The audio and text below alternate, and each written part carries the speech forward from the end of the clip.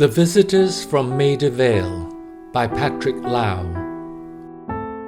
Episode 6. Flying the Coop. A week after we received the Home Office letters which granted my visitors asylum in the UK, we went to see Bernard Simons to ask if he would write to the High Commission of Australia to seek asylum for them there. Lysuk and Lysam brought their solicitors some fruit and chocolates to thank him for his help so far. Bernie Simons agreed to represent them after hearing that they might have a better future in Australia since they had no close relatives here in the UK. He also included their daughter and son-in-law, who were then still hiding in Japan, as a sort of joint application. At this point, I thought I should openly mention the fees we owed him, and to this day I'm so touched that he would not accept any money from either myself or them. However, he would send an invoice to us to see if their relatives in Hong Kong and Australia would send the money to pay for it. It was an astonishingly small charge. I soon received a pretty card expressing sincere thanks from Becky, together with a cheque to settle the lawyer's fee and some extra towards my visitors' day-to-day expenses. There was silence over any other plans they might have for their uncle and aunt, now stranded in the UK.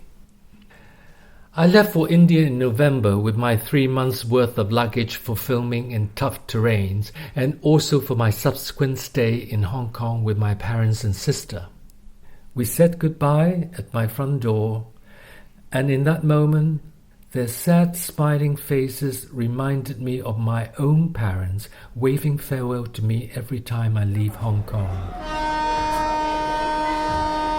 Filming the documentary of how the British mapped the whole of the Indian subcontinent over a period of 60 years in the 19th century took me from South India right up to the ruins of Sir George Everest's house in Dehradun and then way up to the Himalayan foothills. I always love filming abroad. It's unpredictable and exciting.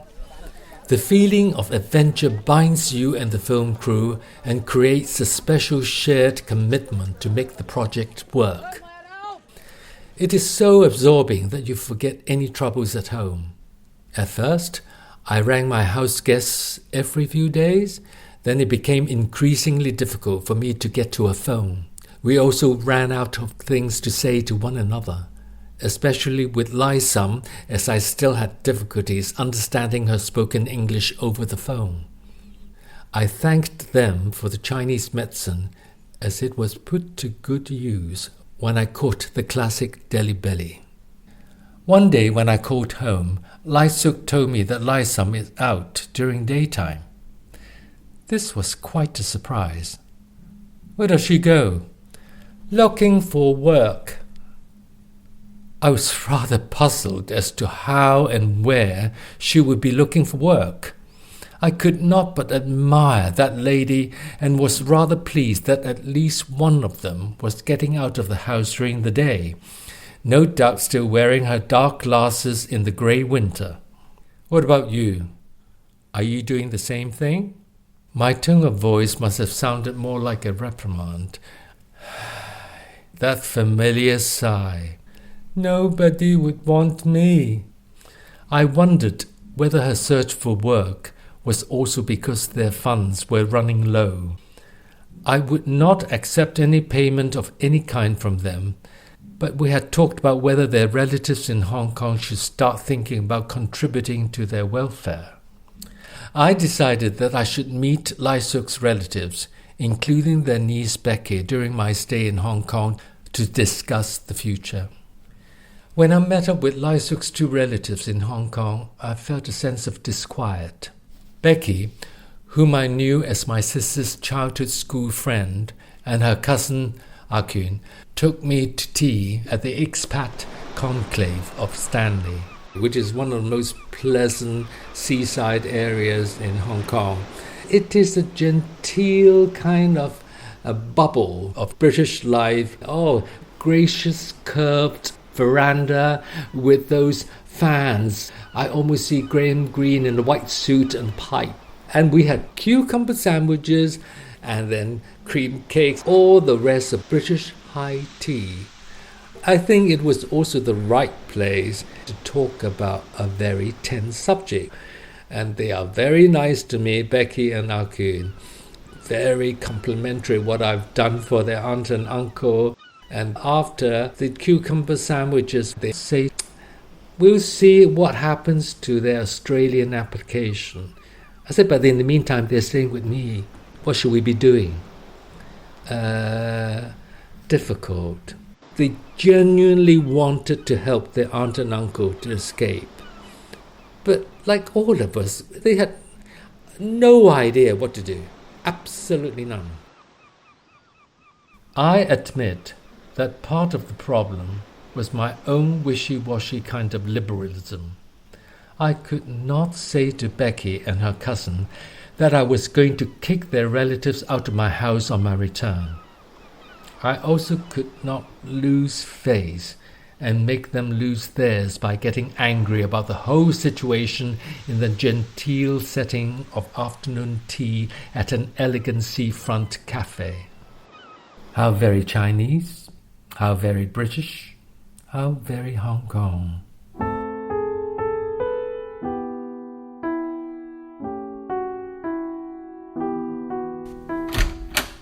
I got back to London in January 1990. Lai Suk and Lai Sam, like my family in Hong Kong a month earlier, greeted me with an affectionate exclamation that I had become as brown as an Indian after working 2 months on the subcontinent. Brown skins are traditionally not admired by the Chinese. I could see that they were now much more relaxed and at home since I'd been away and they had had the house to themselves. Naturally, they already had dinner prepared for me. Although it was against the previous house rules, I was grateful not to have to cook after such a long journey. When I looked out of the kitchen windows, I saw that they had tended my garden plants very diligently and cleared the autumn leaves. But I also noticed something unusual on the garden fence that divided my neighbour's garden from mine. A row of grey carpet squares. What are those? Oh, when we were doing our little walk after supper the other night, we see these carpet squares were just dumped outside the pavement next to the dustbins. They are all good quality, and we washed them using the garden hose, and they are hanging to dry. Will come in useful. This information did not go down well.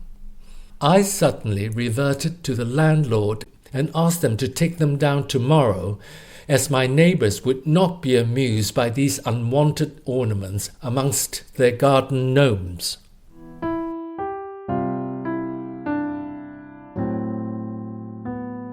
Lai Sam then broke the news that there had been a burglary in my house while they were out walking after dinner one evening. They said the burglars had messed up the house, but they couldn't see anything missing, so they hadn't called the police. They were very apologetic, but since nothing significant seemed to have been taken, I thought nothing more of it. What I did have to put to the back of my mind was that after the thieves had ransacked the house, Lai Suk and Lai Sam had carefully restored every single personal item back in its place, both in the bedroom and my study. This necessary invasion of my privacy made me feel a bit uncomfortable. The day after I arrived home, I woke up late in the morning and noticed that Lai Sam was not in the house. This had never happened before I left for India, and I asked Lai Suk where she was. She's working. I was stunned. It turned out that she decided to walk into the family planning clinics and hospitals in Wandsworth and volunteered to help as she had experience from her previous employ. Tooting Hospital referred her to St. George's, and she was working there processing data in the family planning unit. Lai Suk was still very guarded whenever the subject of money came up, but I think she got paid nominally by the hour and also her travel costs. How that woman with her broken English had managed to find herself work was impressive. She had gone through so much in life and was fearless when it came to survival. She must have been rejected and dismissed so many times when offering her service, but with her wide, toothy smile and typical Shanghai swagger, she had bagged herself this job. When she came home that night, I warmly congratulated her, but I noticed that she was still wearing those see-through white nylon summer pumps that she had when she stepped into my house for the first time. Now there was a distinct split near the area round the toes. I did not want to humiliate or embarrass them, so I just pointed out with an all-purpose Chinese exclamation of surprise to prefix a hint. Lai Sam, it is dangerous wearing those in the winter when the pavements are damp or when you are rushing for the bus. She did not take the hint. I do not take buses, as I have no idea where they are going. I just walk. It is okay. During the ensuing week, I found it hard to tolerate Lai Suk hovering all day in my house and smoking in the dining room. The enforced home sharing again brought out the uncharitable spirit in me. The pond life in the darker part of my soul surfaced quite quickly. We were in the middle of talking about my meeting with the relatives in Hong Kong when out of the blue he announced, "They have invited me to have a meeting with them." "Who has invited you to meet?" "My ex-colleagues at the embassy." A stony silence. My film colleagues always say that I had an ability to show rage without saying anything. It was not a skill that was cultivated in my profession, but a response to the racial abuse I experienced when I first arrived in this country and learned to stay silent but look deadly. How did they manage to get in touch with you? When I was at the embassy, I had a few meetings with Mr. F, who is an advisor to the British Telecom International. When you were away, I got calls from him and he invited us to have dinner at his place. He even sent a car to pick us up. Alarm bells started ringing in my head. Wait, how did he know where to call you? Silence. The atmosphere in the dining room became like one in the police interview room. I picked up his cigarette packet and took one from it and lit up. Lai Sam broke the silence by using my Chinese name. "Jain, we called him. We had to do something. We did not know what to do. We have been staying at your house, eating your food, and we still cannot find our future. He is a kindly gentleman. He cried when we met up, and he is so sympathetic to our situation." "Did he ask you to get in touch with the government?" "No, we did not." "Is that true?" "We really did not. We were invited to a few more dinners at his place. We just had a good time reminiscing about Beijing before Tiananmen. But another associate who worked with us, an accountant, gave us a mouthful, saying we must have been selling secrets to get asylum so quickly. Mr. F defended us." "So, you knew each other back then, and he is a frequent visitor to China?" "Yes, he does a lot of business there and elsewhere in the world." "Have you gone back to the embassy for your meeting?" "No, Mr. F just rang last week to tell us that his friends at the Chinese embassy really want us to meet, to talk things over. Any further details about this possible meeting? No. Mr. F says they are very sympathetic. And you both, how do you feel about it? Lai Suk turned to me and said, "We are getting nowhere with getting a place to live. A job, we'll have to wait till we get a residency or citizenship before we get any benefits. I thought the British government would offer me a post after helping us to escape. But we are now living like ghosts in this country." As Lai Suk is speaking, I suddenly remember the burglary that they have just told me happened in my absence. I shudder. Then I blurt out the first words that pop into my head. I wonder if the thieves left any Chinese fingerprints. They look at me in alarm. I leave for bed without saying another word. But now I'm grappling with all that I have learned this evening. I wonder, have we been under surveillance all this time? And what exactly is this Mr. F up to?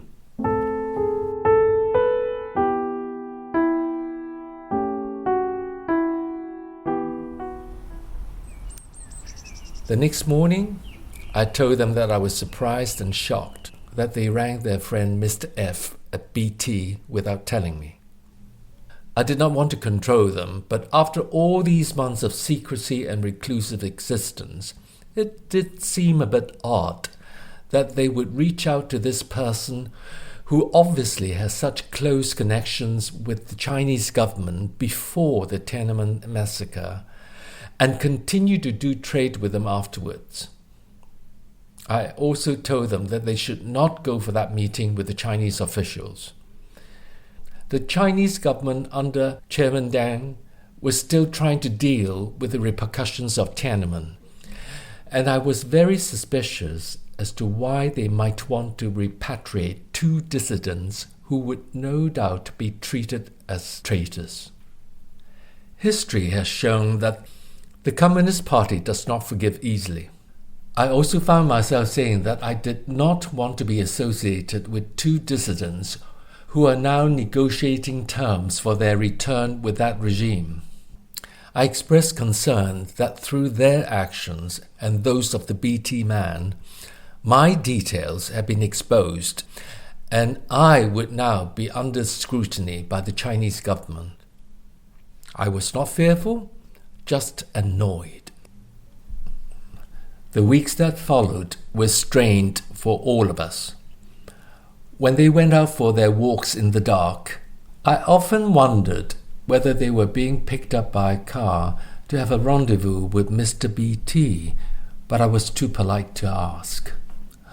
I could not possibly treat them like a controlling parent, but I could also not suppress my own frustrations of being trapped in this situation.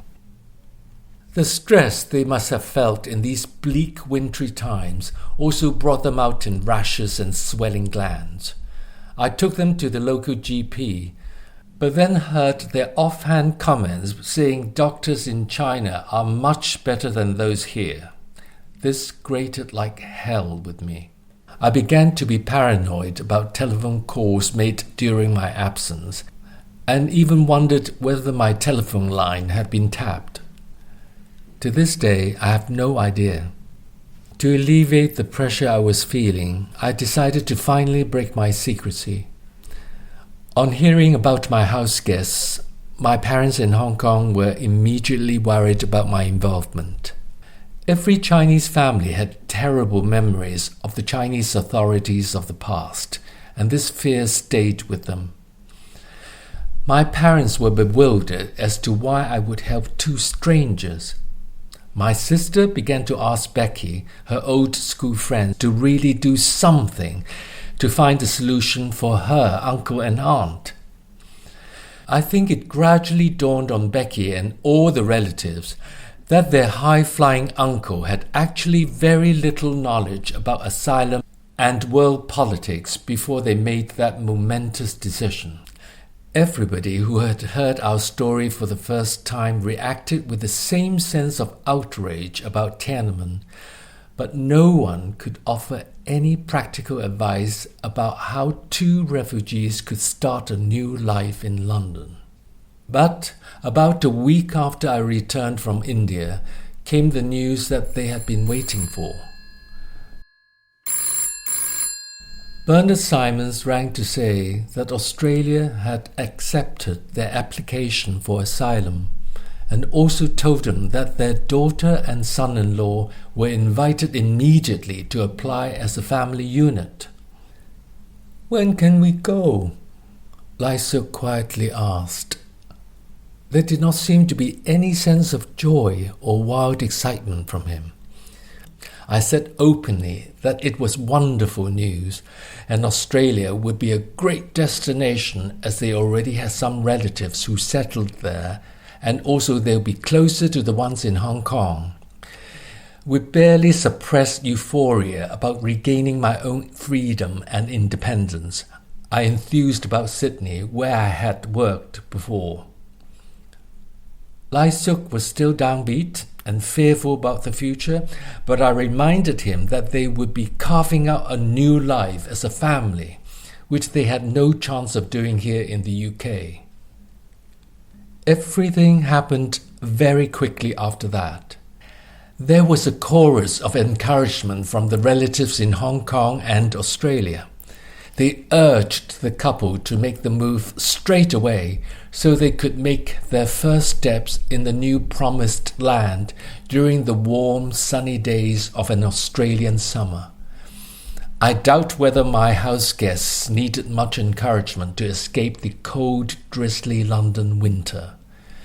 The decision was made at once when their family and friends invited them to stay in Hong Kong and celebrate the Chinese New Year with them en route to Australia. So, in the last few days of the Year of the Snake, we prepared for their departure. Simple large plastic holdalls were added to their luggage collection. I'm sure Lysam gave me a wink when they packed the grey carpet squares they have found in the neighbourhood with a look that said, "Told you they'd come in useful." On their last night in my house, we cooked up a feast and I made sure we had no leftovers. I still remember the moment when the three of us quietly said farewell in the narrow hallway of my house. Their big red suitcase was packed and sitting on the tiled floor, their Air China flight bags once more slung across their shoulders. Dressed in their most formal outfits, and with their hair all attended to the evening before, they looked like first secretaries of the Chinese embassy again. They thanked me quietly, and we shook hands rather awkwardly, repeating the phrase "double zhong," which means take good care, good care.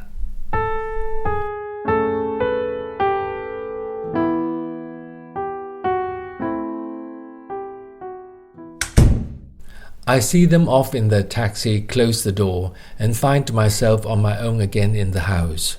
In the silence, my thoughts range back over the past year, and I find myself wondering if I did the right thing in helping them to defect. Chinese history in the last 100 years has seen so many upheavals, civil wars and disasters, catapulting its people to seek refuge in all corners of the world. My visitors from Maida Vale were involuntary actors in another all too familiar episode of this long-running saga. I go upstairs to their bedroom and find a letter addressed to me. The note paper is headed King's Assisted Conception Unit, Department of Obstetrics and Gynecology. That's where Lysam had been working. It is written in the most elegant old-fashioned Chinese by Lysuk, ever the effete scholar. This is what it says. Mr. Jack Lam, by the time you are quietly enjoying your delicious home-cooked dinner tonight, listening to beautiful classical melodies or watching television to relax after your busy working day, we would have already departed your lovely residence and may even have flown over the British Isles. It has been 8 months, during which time we have no doubt brought you countless disturbances. The change in the environment was really too great for us. This is not an excuse, but this, in addition to my fragile character, caused you much discomfort. For this, I feel very sorry and hope you can forgive and understand. Thank you very much for the great dinner last night. As we say goodbye, we would like to wish that everything will go well for you and that you will have success in your work. Please take good care of yourself. Thank you again for everything. The note is signed in their full names and is dated 1st of February 1990.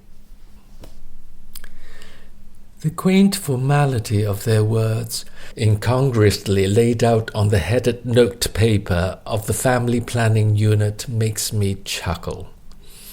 The letter is written with grace and sincerity, but all raw emotions are kept firmly under wraps. I look round the room. No red suitcase, no sounds of her shuffling shoes or his deep sighs. The house feels empty without them.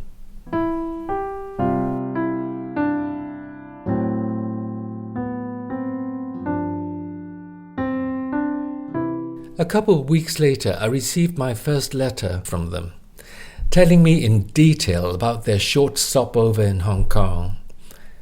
They have had an emotional reunion with Becky and all their relatives, and then they went to pay respect at their ancestors' graves. When they arrived in Sydney, then enjoying summer sunshine as predicted, they met their other cousins who gave them a tour of the city. Lysuk is already bemoaning the lack of opportunities for him to find a profession in his newly adopted country. In August, I find £50 cash hidden under the mattress in their former bedroom. I wonder whether they had hidden the cash there after the burglary.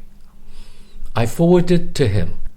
Their thank you letter comes with the exciting news that their daughter and son-in-law have arrived to join them. They even got a mortgage to put down the deposit for an old house in the suburbs. Have they finally stopped being visitors? I wonder. As time goes by, I lose contact with Lysuk and Lysam, only hearing occasional reports from their niece Becky.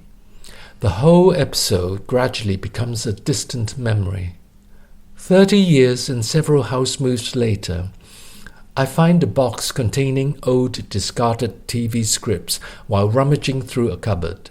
Amongst them is a bundle of correspondence tied up with old rubber bands that I've completely forgotten. The top page of the bundle is headed Home Office, Croydon, and dated 3rd of August 1989, which sends a shiver down my spine. I flick through copies of legal documents, official Home Office letters, and even pages of my own diary, torn out of a desk book. I untie the bundle and start to revisit those 8 months of my life. I realize from reading my diary how deeply stressful that time was, how I struggled with my desire to do the right thing while feeling overwhelmed by how the 2 Chinese visitors from Maida Vale turned my life upside down. The uncertainty and fear they had to endure through those months made my own anxiety seem petty and selfish by contrast. I felt shame that at times they also had to bear my annoyance and frustration. Becky recently visited Australia and sent me a photograph of a family gathering at her uncle's house on the outskirts of Sydney. Here are Lai Suk and Lai Som, now in their 80s but still looking youthful. They sit between their middle-aged daughter and son-in-law and a fine-looking young woman. This is their granddaughter, now a junior doctor, smiling sunnily next to her Auntie Becky. Any doubts I had about my role in helping Lai Suk and Lai Som with their defection evaporate. I gaze at this happy snapshot of an ordinary-looking family seated around the table and think, I'm now sure I did do the right thing. The Visitors from Maida, Vale by Patrick Lau was produced by Mukti Jain Campion, and it's a Culturewise production. If you've enjoyed this series, do follow the Culturewise podcast to hear fresh new stories from around the world.